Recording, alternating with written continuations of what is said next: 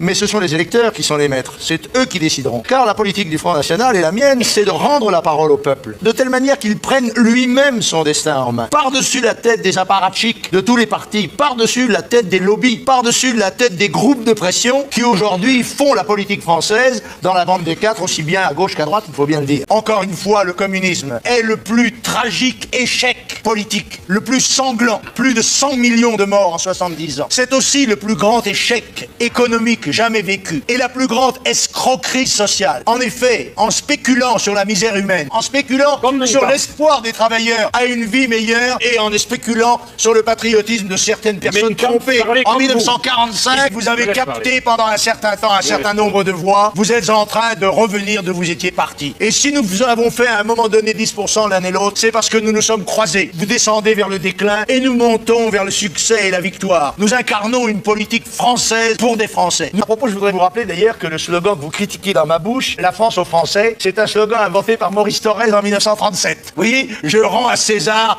ce qui est à César et à Maurice ce qui est à Thorez. Nous voulons que les Français prennent leur destinée en main et c'est ce qu'ils vont faire. Alors, monsieur Lajoigny, je ne vous en veux pas particulièrement à vous qui tenez ici la place que devrait tenir Georges Marchais et qu'il n'a pas tenue parce qu'il ne veut pas affronter le poids de sa gestion à la tête du Parti communiste.